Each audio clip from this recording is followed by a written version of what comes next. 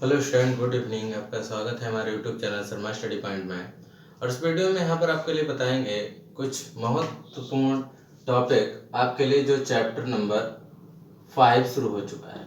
Chapter number 5 है और class 10th है, ठीक है ना। Class 10th chapter number 5।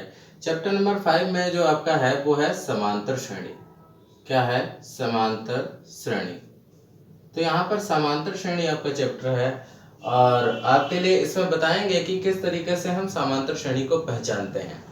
देखिए, समांतर श्रेणी को अगर हम बता दें आपके लिए कि समांतर श्रेणी में जो पदों का अंतर होता है, जैसे हमारे पास पद है, पदों का अंतर, ठीक है, डिफरेंस जो होता है वो एक समान होता है। कैसा होता है? एक समान, ठीक है। पदों का जो अंतर होता है वो एक समान होता है। जैसे यहाँ पर हम बात कर लें 2, 4, 6, 8, ऐसे सीरीज चलती जाती है। अगर ये 2, 4, 6, 8, 10 है, इसका मतलब हुआ कि 4 में से अगर आप 2 घटाओगे तो 2 मिलेगा, 6 में से 4 घटाओगे तो 2 मिलेगा, 8 में से 6 घटाओगे तो 2 मिलेगा। इसका मतलब इसमें जो डिफरेंस है वो समान है। डिफरेंस जब समान होगा तो इसका मतलब वो समांतर श्रेणी है। कैसी है? समांतर श्रेणी। बात समझ में आ रही है? तो समांतर श्रेणी हो जाएगी। अब हम यहाँ पर क्वेश्चनों को समझते हैं। तो हमारी एक्सरसाइज यहाँ पर है, एक्सरसाइज है 5.1। 5.1 का पहला सवाल है। 5.1 का पहला सवाल ये है कि आपको बताना है विभिन्न स्थितियों में कि जो है ये समांतर श्रेणी है या नहीं है। जिसका पहला सवाल आपको हम बता दें, यहाँ पर दिया गया है कि 1 किलोमीटर के लिए 15 रुपए लगते हैं। देखिए, ऐसा आपका क्वेश्चन है कि 1 किलोमीटर अगर हम जाते हैं कहीं भी टैक्सी से, तो 1 किलोमीटर का 15 रुपए खर्च जा रहा है।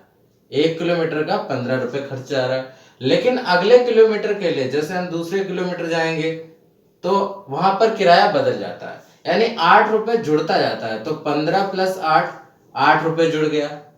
ऐसे ही अगले हम 3 किलोमीटर के लिए जाएंगे, यानी 1 किलोमीटर फिर आगे जाएंगे तो फिर से किराया बदल जाएगा।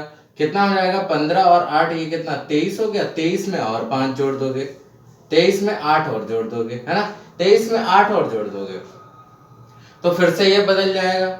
तो फिर से यहाँ पर बदल जाएगा, यानी 8 3 11, ये 31 हो जाएगा, ये हो जाएगा।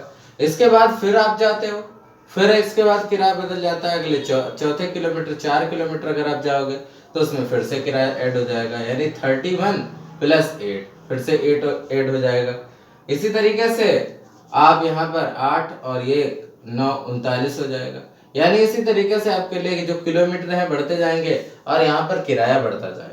अगर किराया बढ़ता गया, किलोमीटर भी बढ़ता गया, इसका मतलब हुआ पहले हमारा 15 था, फिर हमारा हुआ 23, फिर हुआ 31, फिर हुआ 39, फिर डॉट डॉट, ये रुपए बढ़ते गए।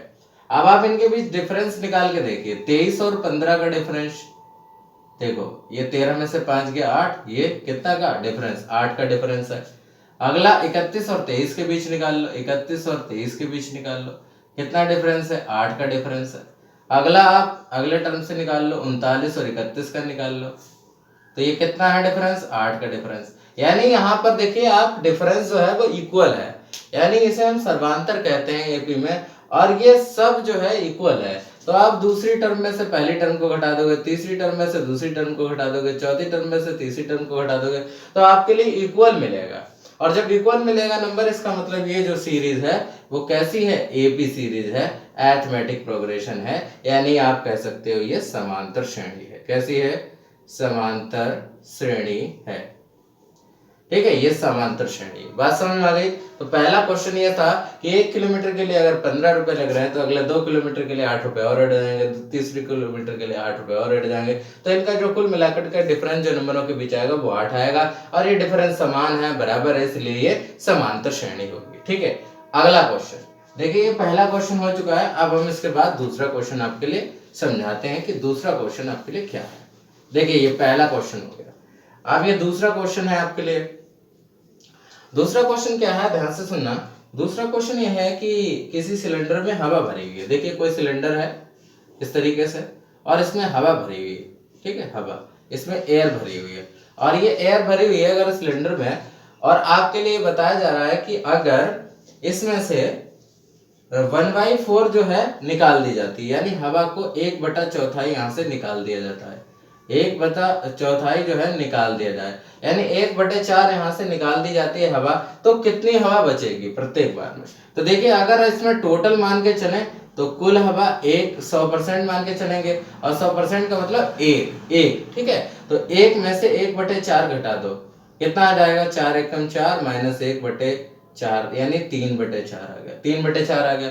अगला यहाँ पर अगर निकालोगे तो पहले मान लो इसका आयतन जो था यानी वॉल्यूम आप मान सकते हैं, तो इसका v था, अब कितना हो गया, 3/4 भी हो गया। अब इसके बाद अगला फिर से हो जाएगा 3/4b का होल स्क्वायर, ऐसे ही और निकल जाएगा। फिर 3/4b का यहाँ पर b करोगे और उसका होल क्यूब कर दोगे, इस तरीके से होता जाएगा, ठीक है। अब आप ये बताइए इनमें जो डिफरेंस है वो क्या बराबर है, तो डिफरेंस देख लेते हैं इनका बराबर है टर्म में कि नहीं है। देखो 3/4 भी लिखा है, 3/4b माइनस b, तो यहाँ पर घटा के देख लो 3b माइनस 4b और बटे में 4, यहाँ पर हो जाएगा 4 में 3 गए 1/4 माइनस का। अगला देख लो डिफरेंस अगले में बराबर है, तो ये 3/4b का स्क्वायर करो, देखो 3 का वर्ग 9 और ये b स्क्वायर और बटे में 4 × 16, इसमें से माइनस का 3b अपॉन में घटा दो 4, ठीक है। 4 से यहाँ गुणा करोगे 16 करने के लिए, तो 4 से यहाँ भी करोगे तो 9b स्क्वायर माइनस 4 3 12 और b, ठीक है, ये हो जाएगा 12b स्क्वायर, यहाँ भी स्क्वायर भी होगा और यहाँ पर b है, सही है। तो इनका डिफरेंस देखो 12b आ गया और बटे में 16 आ गया। तो आप देखिए यहाँ पर घट नहीं पा रहे हैं, है ना, ये घट नहीं पाएंगे। देखिए ये टर्म लिखी हुई, ये वाली टर्म लिखी हुई, क्या घट पाएंगे, क्या इनका डिफरेंस सेम आएगा, तो डिफरेंस सेम नहीं आएगा। इसलिए जब डिफरेंस सेम नहीं आएगा यहाँ पर घट नहीं पाएंगे, तो इसका मतलब ये एपी नहीं है, समांतर श्रेणी नहीं है। क्या नहीं है, समांतर श्रेणी नहीं है, ठीक है, समांतर श्रेणी ये नहीं है, ये एपी नहीं है। क्यों, क्योंकि जो टर्म का जो डिफरेंस है, अंतर है, वो समान नहीं है, इक्वल नहीं है, तो इसलिए हम कह सकते हैं ये समांतर श्रेणी नहीं है। अगला देखिए, अगला क्वेश्चन, अगला क्वेश्चन क्या है, ध्यान से सुनिए इसी का अगला क्वेश्चन। देखिए अगला क्वेश्चन यहाँ पर है तीसरा क्वेश्चन। तीसरा क्वेश्चन है आपके लिए बताया गया है कि एक कुएं को खोदा जाता है और 1 मीटर खोदने में 150 मीटर, 1 मीटर खोदने में 150 रुपए का यहाँ पर खर्चा लगता है, 150 रुपए का, और उसके बाद 50 प्रत्येक बार बढ़ा दिया जाता है, यानी 50 जो है वो प्रत्येक बार बढ़ा दिया जाता है, ठीक है। तो 1 मीटर के लिए 150 रुपए, इसी तरीके से 2 मीटर के लिए कितना आ जाएगा, तो 150 में अगला 50 जुड़ जाएगा, तो ये कितना हो जाएगा, 200 हो जाएगा। अगले 3 मीटर के लिए आपको लिख जाएगा तो कितना, 200 और प्लस 50 यानी 250 हो जाएगा। इसी तरीके से अगला लिखोगे 4 मीटर के लिए तो कितना हो जाएगा, तो हो जाएगा 250, 250 प्लस 50 यानी 300 हो जाएगा। तो इसी तरीके से चलता रहेगा, इधर मीटर चलते रहेंगे, इधर आपके लिए रुपए चलते रहेंगे। अब देखिए आप कि यहाँ पर कितना हो जाएगा, तो 300 हो गया। अब इस तरीके से हमारे पास टर्म आई, पहले 150 आया, 150, फिर 200, फिर 250, फिर 300, तो इस तरीके से हमारी सीरीज चल रही है। अब देखिए इनमें डिफरेंस क्या बराबर है, 200 में से 150 जाएगा तो 50 बचेगा, इसी तरीके से 250 में से 200 जाएगा 50 बचेगा, इसी तरीके से 300 में से 250 जाएगा तो 50 बचेगा, यानी डिफरेंस सेम है। अगर डिफरेंस सेम है तो इसका मतलब हुआ कि ये समांतर श्रेणी है। क्या है, समांतर श्रेणी है। डिफरेंस सेम है यानी इसका मतलब समांतर श्रेणी है, ठीक है, क्लियर है, समांतर श्रेणी हो गई। तो आप कह सकते हैं यहाँ पर ये जो है आपके लिए समांतर श्रेणी होगी, एपी होगी, क्या होगी, अरिथमेटिक प्रोग्रेशन होगी। बात समझ में आ गई। चलिए अगला क्वेश्चन कर लेते हैं। चौथा क्वेश्चन बहुत ही इंपॉर्टेंट है, आपको बता दें चौथा क्वेश्चन इसका। चौथा क्वेश्चन ये है, ध्यान से सुनना। चौथा क्वेश्चन ये है कि कोई भी अमाउंट दिया गया है, अमाउंट कितना है, अमाउंट है 10,000 रुपए, 10,000 रुपए अमाउंट दिया गया है, इसे हम मानेंगे पी यानी मूलधन जिसे कहते हैं।